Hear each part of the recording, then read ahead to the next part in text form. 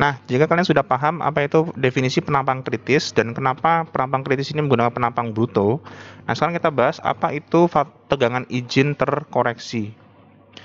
Mirip seperti tegangan tarik kemarin, batang tarik, cuman di batang tekan itu faktor koreksinya ada faktor koreksi durasi, faktor koreksi moisture content atau kadar air, faktor koreksi temperatur, faktor koreksi ukuran, faktor koreksi tusukan, faktor koreksi stabilitas kolom. Nah, ini yang nggak ada ketika batang tarik kemarin.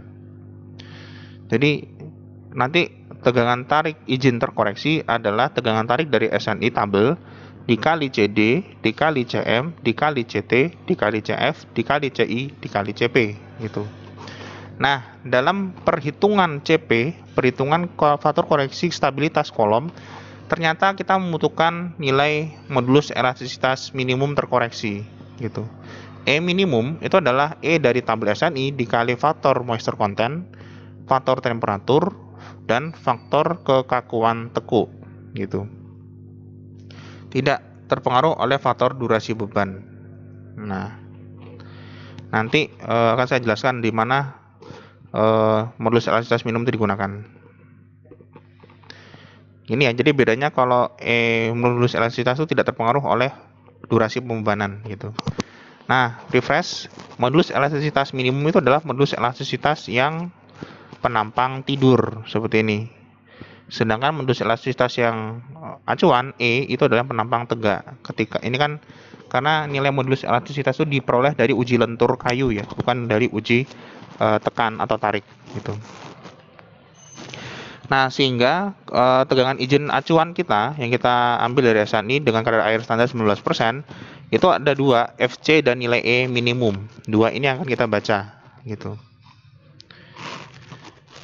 Kemudian, nah sekarang karena kita kemarin sudah membahas CD, CM, CT, CF, CI itu yang sudah kita bahas di batang tarik kemarin. Sama, jika kalian lupa silakan membuka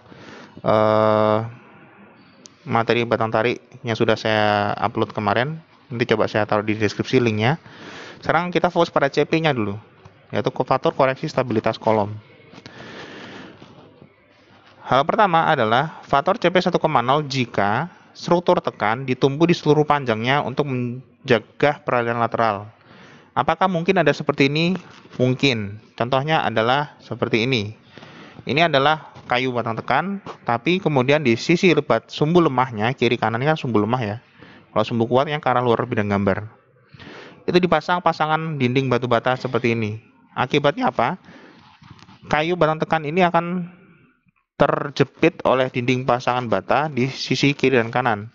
Sehingga sama sekali kayu ini tidak bisa terjadi peralihan lateral gitu.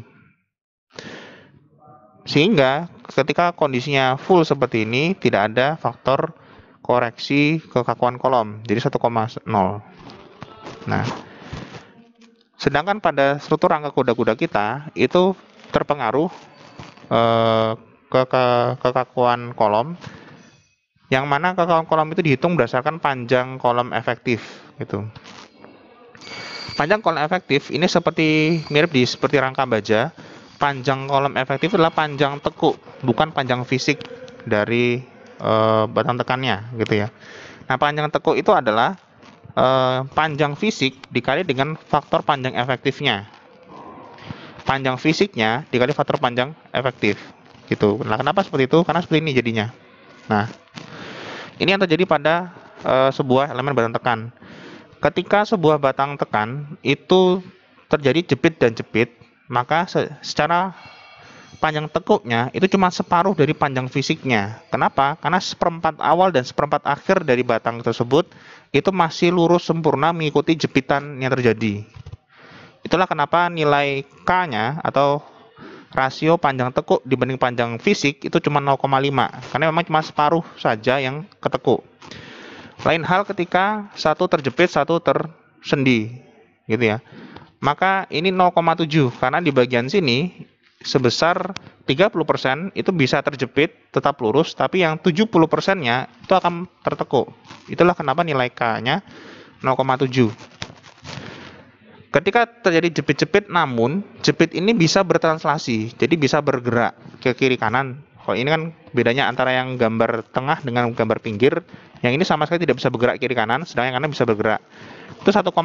Artinya seluruh panjang fisiknya itu adalah panjang tekuknya dari ujung ke ujung. Begitu juga pada sebuah rangka yang disambung secara sendi dan sendi, itu panjang tekuknya sama dengan panjang fisiknya. Dari ujung ke ujung sendi itu dia tertekuk, tidak ada terpegang terjepit sama sekali. Nah, ini berbeda ketika satu terjepit, satu lagi bebas, tidak ada kekangan sama sekali. Maka panjang tekuknya bisa jadi 2 kali lipat panjang fisiknya. Panjang tekuknya 2 kali lipat panjang fisiknya. Coba kita gambar. Bisa nggak ya saya gambar? Nah, kenapa? Karena kalau ini kita lanjutkan, maka bentuknya akan jadi seperti ini. Nah, seperti ini. Sehingga panjang tekuk ini dari ujung sini sampai dengan ujung bawahnya itu ya, dari sini sampai bawah sini, itu sama dengan 2 kali lipat panjang fisiknya. Itulah yang terjadi ketika sebuah batang tekan, yang satu terjepit, satu lagi cuman bebas, tidak terjepit, tidak tersendi, jadi benar-benar bebas bisa bergerak. Hal yang sama juga terjadi ketika batang tekan itu yang atas terjepit tapi bisa bertranslasi, bisa geser, tapi yang ujung yang lain terrotasi atau terpegang secara sendi. Maka ini juga begitu, kalau kita lanjutkan ini akan menjadi 2 kali lipat. Panjang tekuknya itu 2 kali lipat daripada panjang fisiknya. Itulah makna nilai K, gitu ya. Jadi K itu adalah rasio antara panjang tekuk dibanding dengan panjang fisik dari batang tekan. Secara sederhana seperti itu.